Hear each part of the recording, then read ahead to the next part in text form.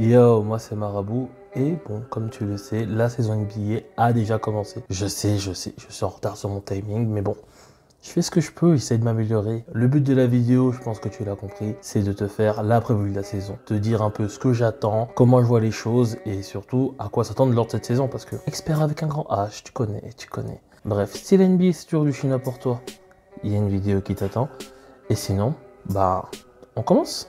Les Milwaukee Bucks. Et si Middleton n'était pas blessé? C'est la question que l'on se pose tous dans le week-end scene. Giannis et les Bucks se sont arrêtés au Game 7 contre les Celtics pour aller en finale de conférence. S'il n'était pas blessé, est-ce qu'il serait passé? Moi je pense que oui. Et du coup, durant cet été, le groupe n'a quasiment pas changé. Bobby Portis a prolongé et le groupe reste stable. Giannis s'est fait défoncer à l'Euro et en playoff. Je pense qu'il aura faim de revanche. C'est pour ça que pour moi les Bucks, on connaît, ça va être en favori. Aucun débat là-dessus. Le but, tout le monde soit en bonne santé et roule sur les playoffs pour montrer que c'est qui les répartons à l'Est. Les Brooklyn Nets, l'équipe la plus drama de la saison dernière. Déjà que James Harden s'est barré. Ils ont pris 4-0 en playoffs. Autant certains les mettaient champions, d'autres non, mais qui prennent 4-0 au premier tour des playoffs par les Boston Celtics. Vraiment, je pense que c'est le fait le plus marquant des players. Derrière ça, tu penses que les dramas sont finis? Bah non. Kevin Durant demande son trade le soir de la Free Agency, remettant en question tous les projets des 29 franchises. Au final, il se passe rien du tout. Le coup de pression n'a pas marché. Quelle humiliation! Quelle humiliation! Nous sommes humiliés! Retour au bercail et il va falloir commencer le camp d'entraînement avec Kyrie, KD, le retour de Ben Simmons, enfin, ainsi que le retour de Joe Harris. Bon, on verra à quel niveau il revient, mais voilà. Vraiment, sur le papier, le roster n'est vraiment pas dégueulasse. Parce que même s'il y a des tensions en interne, sur le papier, c'est une équipe qui peut faire quelque chose. Une équipe qui est au playoff, une équipe qui peut aller peut-être chercher la bague. Kevin Durant a vraiment une chance de faire quelque chose. Et je pense que même s'il était tradé, c'est sa meilleure chance au vu du marché. Mais le problème, c'est les dramas. Dans combien de temps ça va péter? Comment on va faire pour tenir la saison? En cas de mauvais résultat, Steve Nash va sauter. Ou sinon, Kyrie va péter les plombs. Ou KD va redemander son trade. Qu'on soit clair, quand moi je parle de contender, c'est est-ce qu'ils sont capables de chercher le titre réellement? Ça veut dire que si tu fais en dessous de finale de conférence, ta saison elle est gâchée. Donc moi personnellement, les Nets, c'est des bons contenders. Il y a beaucoup de dramas qui font qu'ils ne pourraient même pas arriver à cela. Moi c'est ce que j'espère pour eux et que je vois pour eux. Les New York Knicks. Pas de play-in cette année. La hype de l'an dernier en faisant un tour de play-off avec RJ Barrett, Julius Erving est passé. On a recruté Evan Fournier et Kemba Walker, mais ça n'a pas vraiment pris. Beaucoup de drama aussi. Moins important qu'à Brooklyn, faut quand même doser. Mais le désamour entre Julius et le public est réel. Faut voir comment ça se passe. Ils ont quand même réussi à recruter Jalen Brunson, qui est la petite pépite qui a éclos du côté de Dallas durant les playoffs. Et on va voir. Ce qui est bien avec les Knicks, c'est qu'ils ne font pas de dinguerie. Hein, ils vont pas péter le roster, ils vont pas essayer de faire des trucs dramatiques ou etc. Donc ça reste calme. Mais on fait quoi avec ça? En vrai, on fait quoi avec ça?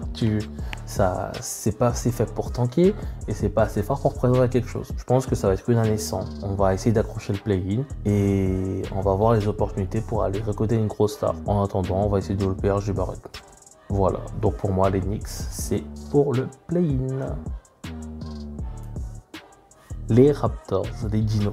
Ils se sont fait taper en 6 par les Sixers au premier tour des playoffs. Mais c'est une bonne équipe, ça veut dire qu'il y a un fond de jeu, le coach est stable, le JM est stable. Derrière ça, tous les joueurs sont rugueux et longilignes. À l'été, on a rajouté Otto Porter et Hernan Gomez. On a prolongé Boucher et Thaddeus. Ok, c'est très bien. L'équipe est stable, honnêtement, il y a des rotations, ça se bat beaucoup. Il n'y a pas de vraie star parce que Siakam et Fred VanVleet, bon, en vrai, c'est des bons lieutenants, mais c'est pas une star qui te permet d'aller chercher un titre NBA. Et derrière, on a quand même la petite sensation, le rookie de l'année, à avoir la présence de Scottie Barnes.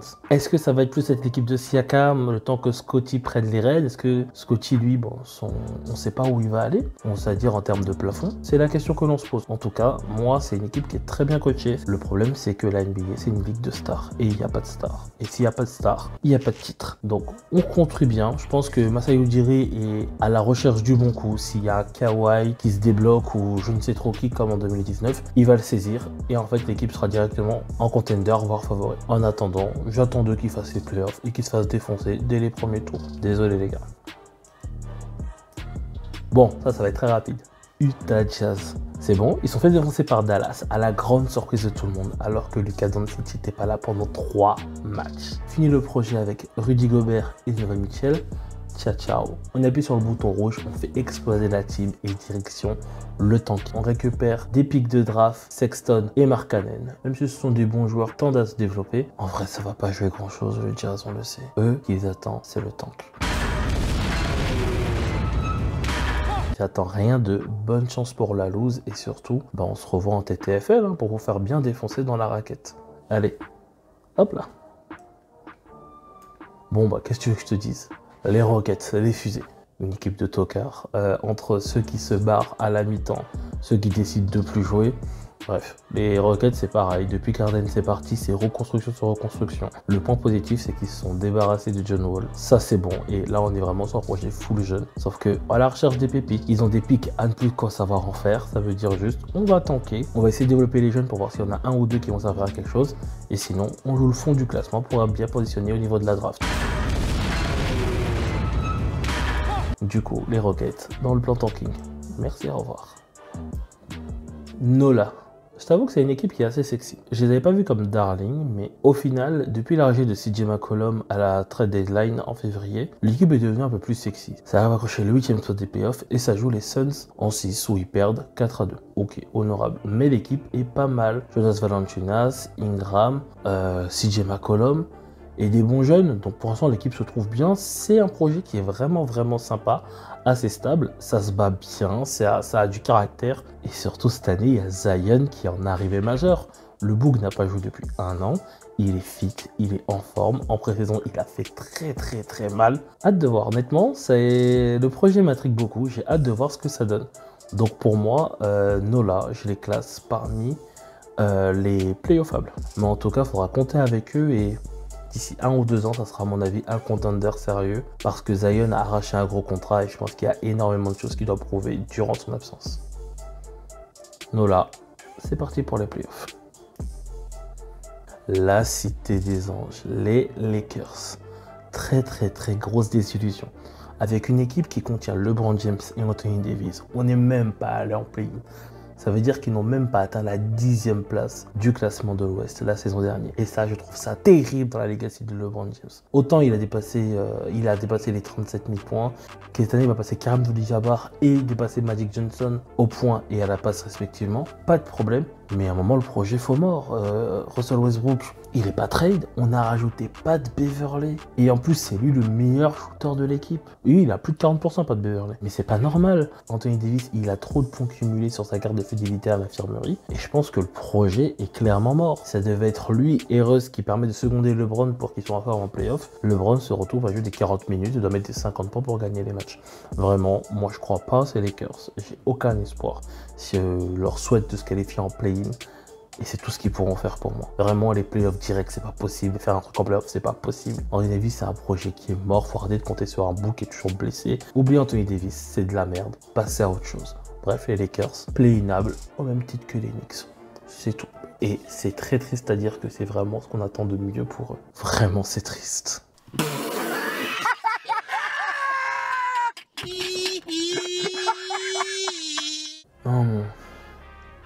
Un sujet qui est un peu épineux, les Chicago Bulls. Bon, ils ont pris un gentleman sweep par les Bucks au premier tour des playoffs, 4-1, soit.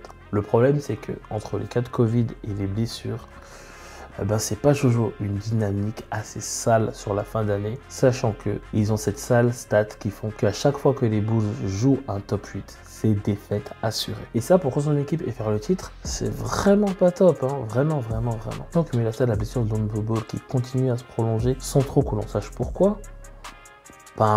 C'est compliqué de voir un avenir, surtout qu'on sait qu'en NBA, la concurrence, elle est dure et que les fenêtres pour faire quelque chose se referment très rapidement. C'est une équipe qui était assez hypante. J'ai l'impression que la hype s'essouffle. Derrière ça, même si on a prolongé Lavigne qui continue à faire des dingueries, DeRozan qui est stable, c'est compliqué. Et vu comment l'Est se renforce et que la concurrence se renforce, je suis pas sûr qu'on puisse vraiment croire en ce genre de projet. Je pense que ça va certainement faire les playoffs en fonction de comment Lonzo revient. Donc moi, je les mets playoffables, c'est ce que je leur souhaite. Est-ce que c'est ce qu'ils vont faire?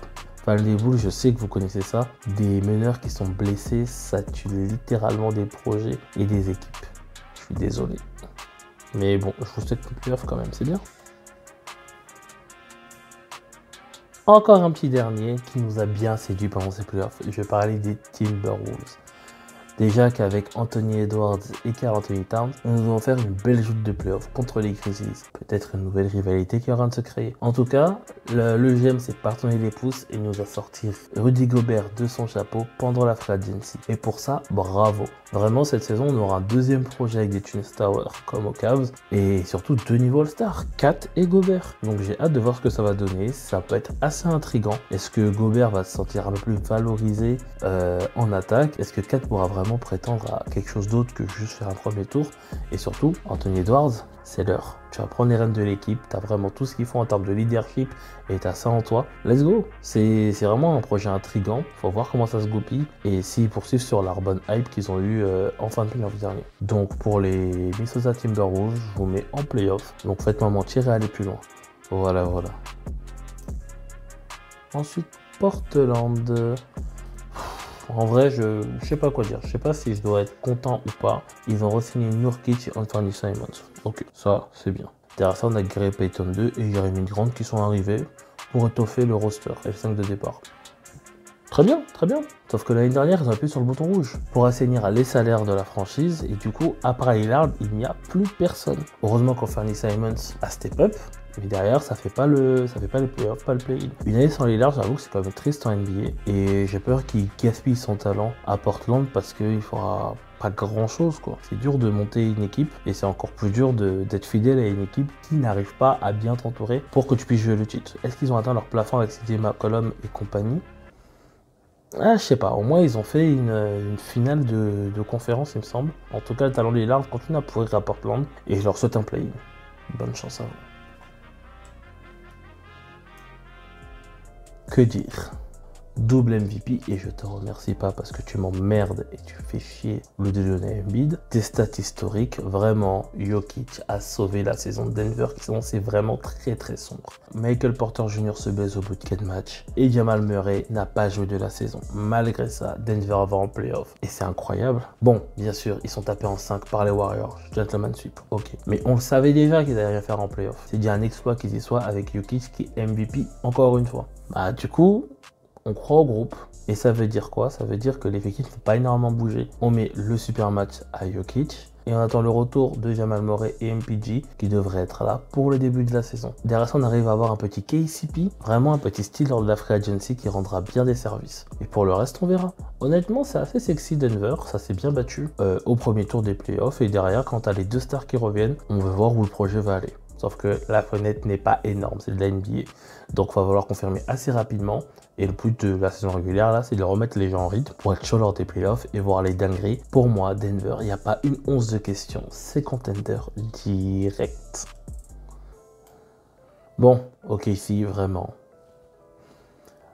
Vous savez ce que c'est la malchance? C'est d'avoir un possède comme Chet Holmgren et qui se blesse avant que la saison commence. Du coup, il est out toute la saison. On est haut à la draft. On draft un prospect qui nous promet de faire des dingueries et il se blesse. Vraiment, c'est... On souffre vraiment. On a toujours Shai Gilgeous-Alexander qui est là.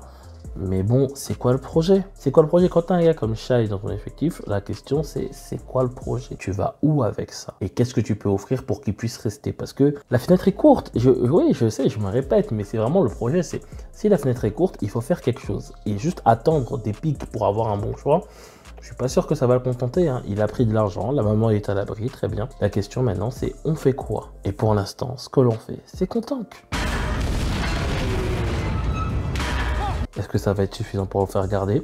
Je sais pas, mais en tout cas, j'attends rien de plus que du tanking. Bon choix de draft pour l'année prochaine. Les darlings, les oursons, les petits ours, appareil des Grizzlies de Monsieur Ja Morant. J'ai beaucoup aimé l'ajout de playoff contre les Warriors. Vraiment, ils m'ont fait transpirer plus d'une fois. Et bon, la malchance a fait que Ja Morant s'est blessé. Du coup, les Warriors sont passés. Ok, ça arrive. Mais le projet est vraiment intéressant, surtout que l'équipe n'est pas dépendante de Ja Morant. Quand tu fais une série à 22 en l'absence de Ja Morant, le projet est stable. Ja Morant, c'est la star en boîte. Highlight sur highlight, des posters dunk, des comptes qui n'ont aucun sens, vraiment. Donc on conserve le groupe. Je pense que ça manque quand même de vétérans pour montrer le chemin. Mais le gros bémol surtout, c'est que Jared Jackson Jr. s'est blessé. Et là, on parle quand même de 6 à 12 semaines d'absence. Ça veut dire qu'il revient qu'en janvier. Comment va se comporter le groupe?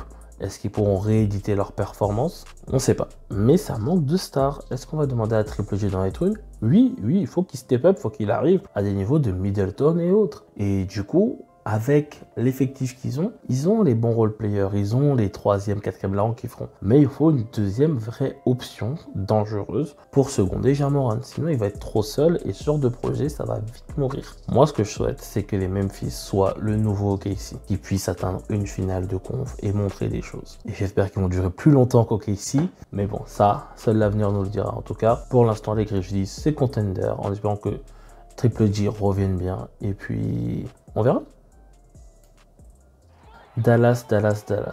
Et la fameuse question, comment arrêter Luka? Dallas a tapé le Jazz sans Luka. Premier tour de playoff. Luka a humilié les Suns qui ont choc comme jamais au match 7 au deuxième tour. Il a fallu la dynastie des Warriors pour arrêter Luka et sa clique. Vraiment très alléchante la saison. On voit que ça travaille bien dans l'ombre. On fait confiance à Maxi Kleber, on fait confiance à Dorian Finney-Smith et on a les consciences de Jalen Brunson. Mais bon, bien sûr, il a demandé un gros chèque. Dallas y croyait absolument pas. Du coup, direction les Knicks pour lui. Et comment on entoure Luka? Eh ben, on va renforcer le secteur intérieur en mettant Christian Wood et Javal Magui. De l'expérience et un peu de folie. Voilà, j'aime bien.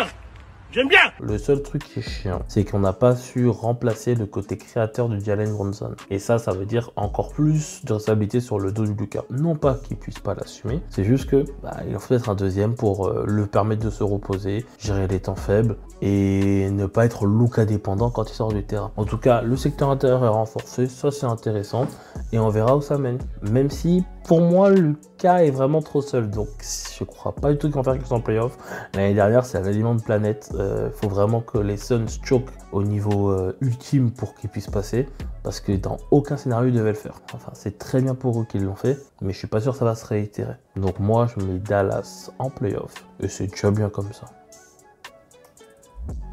Hop, on va parler des Spurs. C'est très simple, les Spurs, ça va tanker. Pop, on sait pas, la retraite, aujourd'hui, demain, c'est lui qui va nous dire. De toute façon, ils ont balancé tous leurs meilleurs projets, on cumule les assets, on essaie de construire en interne et on va faire en sorte de récupérer Wembanyama. Et direction tanking. Voilà, faut rien espérer d'eux. Les Suns, l'équipe d'Arizona. Ça me déprime parce qu'ils nous ont donné le plus grand choke de l'histoire des chokes. Quand t'as autant de stars face à Luka et que tu te fais humilier à domicile en game 7 avec le point god, je sais pas quoi dire. Si tu es fan de Sun, je pense que t'as bien pleuré. T'as pris les punchlines jusqu'à la fin de ta vie, tu auras ce genre de punchline. Quelle humiliation! Quelle humiliation! Nous sommes humiliés! Chris Paul, c'est bon, faut arrêter. Derrière ça, DeAndre Ayton, il voulait partir parce qu'il y avait des histoires en interne et en même temps, ils ont matché l'offre des Pacers qui font qu'ils sont envie de payer au max. Donc on a un gars qu'on voulait pas payer au max, mais qu'on retrouve à payer au max, alors qu'il y a des problèmes en interne. Bon bref, ça sent le projet pourri, vraiment. Derrière ça, il y a Jay Crowder qui s'est barré, ou qui parle de se barrer. Bref, je sais pas où tu vas aller avec ça, vraiment, c'est que le groupe se ressoude, mais je pense que quelque chose est mort. Je pense vraiment que quelque chose est mort, et ils avaient leur chance contre les Bucks en 2021. Ils l'ont pas saisi, et je pense que du coup leur feuille de tir est vraiment morte, il faudra faire autre chose. Chris Paul va vieillir, Ayton va partir, comment tu remplaces ça, comment tu fais en sorte d'avoir un groupe soudé, bref, c'est trop compliqué pour moi. N'empêche qu'ils ont un bout de talent, ça pourra aller en playoff. Qu'est-ce que ça va faire ensuite? J'en ai aucune idée. Allez, les Suns, go pour les playoffs et bonne chance pour les dramas. Ici, c'était leur année. Ils sont pas allés en playoff. Ok, ça a un peu de choc, mais en même temps, Paul George a le Covid lors du match pour aller attraper la 8e place à l'ouest. Les Clippers, c'est une équipe qui est bâtie. Honnêtement, il y a un peu de jeunes, il y a de l'expérience, il y a des vétérans. Il manque que Kawhi et Paul George. C'est bon, arrêtez d'être blessé. Kawhi est enfin revenu. Il a des cuisses qui ont la taille des miennes, sauf que lui, ses cuisses sont musclées. Vraiment, j'attends de voir. Je pense que c'est vraiment leur année. Il faut qu'ils le jouent. À un moment, on a mis l'argent sur eux. Ils ont eu des petits chocs à gauche à droite, ça doit être leur année. Il y a tout qui est aligné, ils ont une bonne équipe, une bonne profondeur de banc, ça se bat énormément. Ils ont prolongé Batum, Zubac. Kawhi, gros, c'est le moment. Kawhi doit jouer, il doit nous montrer que c'est un top 3 joueur de la planète. Parce que ça va vite, on l'a certainement un peu oublié. Et derrière, Paul George, c'est le lieutenant parfait. Faites quelque chose, les Clippers. Honnêtement, moi, je vous mets en tant que favori. Ça doit être votre année. À un moment, il faut arrêter de tortiller du cul. Il faut faire les choses correctement. Vous n'avez pas Kawhi Leonard pour ne pas rien faire. Et Kawhi gagne un 3e titre dans une franchise différente en tant que franchise player. Top 100 thème qu'ils vont changer à mon avis. Donc, les Clippers, pour moi, c'est vraiment une équipe qui est favorite au titre. Faut prouver, faut confirmer. Ça doit être votre moment. Soit c'est ça, soit vous êtes vraiment une franchise maudite et on pourra rien faire pour vous. On va parler de bébé. Bon, les Warriors champions. Le retour de Klay, incroyable. Pool party, en veux-tu, en voilà. Draymond Green, qu'est-ce que tu veux faire? Honnêtement, les Warriors, c'est une dynastie. Depuis 2015, ils font la loi sur la ligue. 6 apparitions en playoff, 6 finales, 4 victoires. À chaque fois qu'ils touchent les playoffs, on peut rien faire, c'est comme ça, faut pas être choqué. Et du coup, pour cette année, on re-signe Kevin Looney, qui était incroyable en présence au rebond. Il fait des matchs à 21 rebonds. On re-signe Jordan Poole à 140 millions. Un peu cher à mon avis, mais bon, c'est un projet en interne, ils l'ont développé, voilà. On re-signe Wiggins pour pas cher, pour environ 108-109 millions, il me semble. Parfait. Et on repart. On repart avec un 5 solide qui est backup par Kuminga, Mudiay, Wiseman. Et en plus de ça, ils ont signé DiVincenzo. Ils sont sur Jordan Poole, Iggy et le 5 que l'on connaît. Bref. Les Warriors, c'est solide. Honnêtement, pour moi, c'est mes favoris à leur propre succession. En tout cas, à l'Ouest, j'avais vraiment aucun débat. Et il a fallu que Draymond Green mette une patate à Jordan Poole. Est-ce que ça va changer la dynamique de l'équipe? Green n'a pas été sanctionné. Je pense que l'institution ne l'a pas sanctionné pour qu'il soit présent lors de la remise des bagues. Et derrière ça, on va voir. La dernière fois qu'il y a eu ce genre de problème, Kevin Durant s'est barré. Donc est-ce que ça va empêcher les Warriors d'aller en finale? Je sais pas. Pour l'instant, c'est du 6 sur 6. En tout cas, Draymond Green doit se tenir à carreau parce qu'il a une image à se racheter. Et on verra ce que ça donne. Je pense que les Warriors resteront les Warriors. Qu'ils vont trouver un moyen de se régler en interne. Et quoi qu'il arrive, tant qu'on win, tout ira bien. Donc, gagnez les gars. Je vous attends en finale. Les Warriors, pour moi, c'est favori. Désolé si vous êtes des haters. C'est pas mon dos. Par contre, être des haters, c'est bien. Mais bon, quand c'est les 3 Pistons... Quand t'es fan des Détroits, qu'est-ce que tu veux faire? Kate Cunningham, Killian Hayes, vraiment, honnêtement, j'ai aucun espoir pour qu'il se passe. Pour moi, c'est jeune, ça tank. On verra ça, c'est une vraie star. Et on essaie de se développer en interne, même si bon, ça a l'air très très compliqué. En parlant de compliqué, les Knicks. Pardon. En parlant de compliqué, on parle du Sacramento Kings. Je vous l'ai dit, 16 ans qu'ils ne sont pas allés en playoff. D'affilée. 16 ans, c'est énorme. C'est vraiment trop énorme. Et en plus, ils avaient une star rookie en la présence de Tyrese Haliburton. Il l'a envoyé aux Pacers pour récupérer Sabonis. Vraiment, je comprends pas le projet. Je comprends pas le projet et on va pas se mentir, je m'en fous. Les Kings, ça va rien faire. Ça va juste prendre 4-0 contre les Lakers, les Clippers, les Warriors et les Suns qui sont dans la même division. Honnêtement, vous avez vraiment pas de chance. Vous êtes une franchise maudite. On se fout de la gueule des Knicks, mais au moins eux, ils arrivent à avoir le cœur qui bat et à force certains espoirs. Bing bong! Tell me a little something, KD. Don't you regret not coming to the Knicks? Les Kings, vraiment, non. Cimetière indien, on peut rien faire de vous.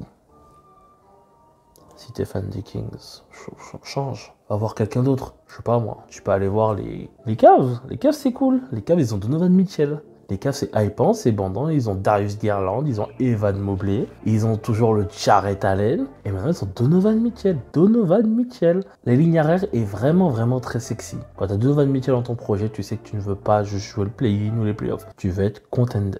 Est-ce que c'est un peu tôt? Je pense. Parce qu'on ne sait pas encore où Evan Mobley va monter, mais en même temps, c'est encore un freak. C'est le genre de gars, on ne sait pas ce qu'il va devenir. Il va nous créer un nouveau prototype.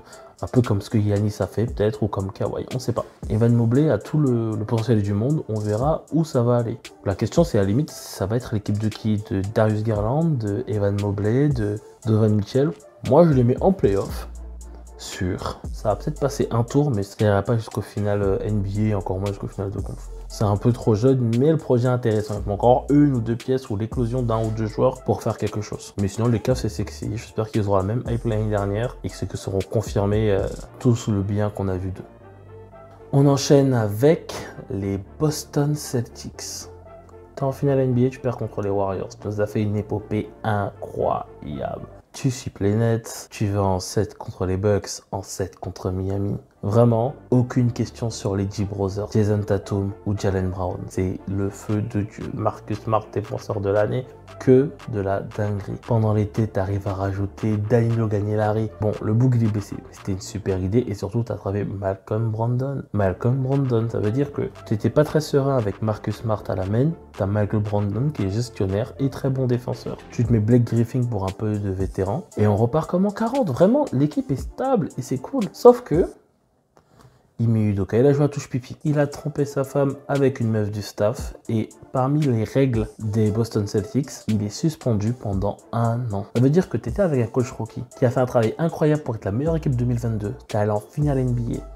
Et il doit être habitué à un nouveau coach. Parce que quelques semaines avant le camp d'entraînement, il s'est fait gauler pour des histoires sales. Vraiment, ça c'est quand même le lot des grandes équipes. C'est souvent que l'effectif est stable, tout est stable. Et vous faites rattraper par des histoires autres que le basket. Les Warriors, les Nets, et là maintenant c'est le tour des Celtics. Vraiment, c'est chiant. Bon courage aux Celtics. Vous avez un effectif de malade.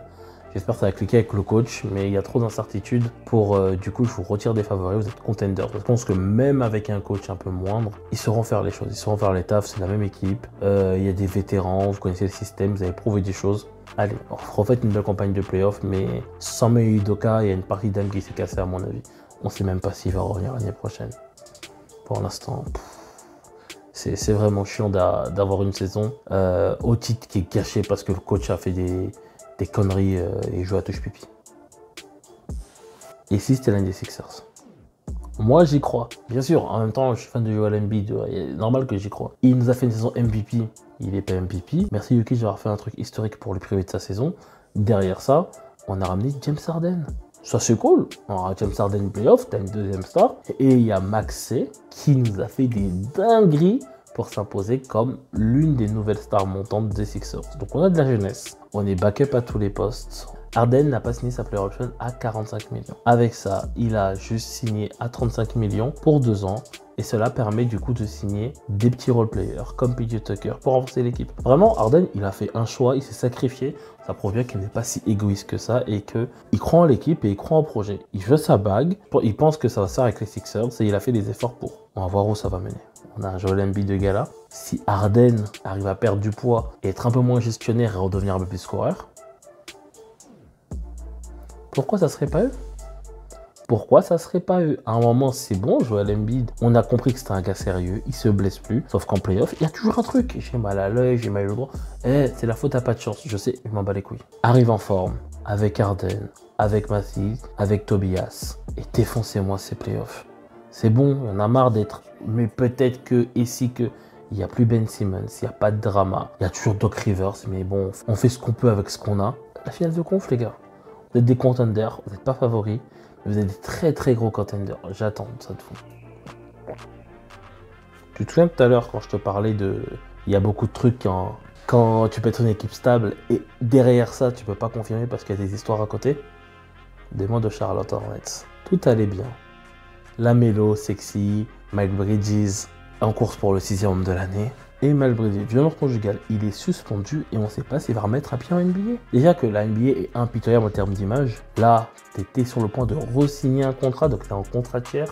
Tu peux ne même pas signer de contrat, quitter, prendre ta retraite comme ça. On ne sait pas ce qu'il en est. Bref, c'est vraiment la merde. Donc, tu perds ton bras droit parce que, bon, pour ceux qui n'ont pas compris, Miles Bridges, c'est un peu l'équivalent aux Celtics de Jaylen Brown, aux Warriors de Klay Thompson et aux Bucks de Chris Middleton. C'était le bon lieutenant, la deuxième star de l'équipe. Super ça. Vraiment, du coup, le projet, il a aucun sens. Derrière ça, Montrezl il se fait arrêter avec 1 kg de bœuf. Pour ça, consommation personnelle, mais bref.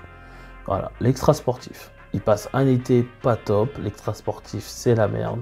Comment se reconstruire? Déjà que c'est une équipe en construction. Voilà, on perd du temps, on perd des années et on sait qu'en NBA, il n'y a pas le temps. Donc je connais pas leur projet, moi je mets ça dans on s'en fout. La Melo Ball, je t'aime beaucoup. Tu feras certainement des dingueries, des passes de ouf, etc. Et ton équipe, on en a rien à foutre. Fais-toi trader, va quelque part, déjà sexy autre part. Ça sera bien quand même. En parlant d'on s'en fout, Washington. Bill a pris l'argent, il a pris le Supermax, 150 millions, et il a prolongé à Washington. Est-ce que Washington est compétitif pour autant? Non, bien sûr que non. À un moment, on a récupéré Kristaps Porzingis, ok. On a toujours Kyle Kuzma, ok. Mais derrière ça, le projet, c'est quoi? Ça va se qualifier en playoff, ça va faire le play-in. Moi, perso, j'y crois absolument pas. Je m'en bats les... On s'en fout totalement de cette équipe. Honnêtement, je m'en tape. Je sais pas ce qu'ils veulent, je sais pas ce qu'ils vont faire. Je compte pas sur eux, ils ont pas de star. Oui, Bill est là, mais Bill, pour moi, c'est une deuxième option, pas une première. Il a pris l'argent, mais du coup, tu fais une croix sur le sportif. Bref, on s'en fout.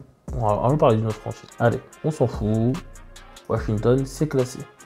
Orlando Magic. On va remettre ça sur les tanks. Hein. J'ai rien à dire, honnêtement. J'attends rien de tanker bien. Mettez le char d'assaut et visez un prospect. Wembanyama, visez Wembanyama comme tous les tanks. Let's go. Le Miami, c'est un peu dur pour Miami. En vrai, je trouve que c'est un peu dur. Vous avez perdu en 7 sur un shoot loupé de Jimmy Butler. Ça fait mal. Derrière ça, vous avez perdu PJ Tucker à l'intersaison. Et ça peut être encore plus mal. J'ai aucun doute pour dire que Spoelstra va faire de la magie. Spoelstra, il va inventer des joueurs. Il a inventé Strauss, il va inventer je ne sais trop qui sort de l'école de formation de Miami Heat. On le sait, chaque année, c'est le même délire. Le Heat, en saison régulière, ils savent gérer. Sauf que, à un moment, faut step up. Bam Adebayo, faut step up. Tyler Hero, t'as pris 140 millions, faut step up. T'es payé comme une superstar. Il faut assurer comme une superstar. C'est bon, faut arrêter de choke, faut arrêter de se cacher en playoff. Tim Butler peut pas tout faire tout seul. Kyle Lowry, c'était un projet. En playoff, quoi, il a servi? Rien. Le hit, ça a du mal. Pour moi, c'est même plus faible cette année que l'année dernière. Parce qu'il n'y a pas PJ Tucker, qui est lui un soldat incroyable, qui va se battre partout, qui va mettre ses 3, mais il est parti du côté des Sixers, donc. Je sais pas, vraiment, le hit, ça sera ça, c'est contender, ça sera toujours contender. L'école de Miami marche toujours très bien. Est-ce que de là, ça va vraiment faire un favori? Mais ça va quand même jouer les grosses places et j'ai aucun doute qu'ils puissent y arriver malgré tout.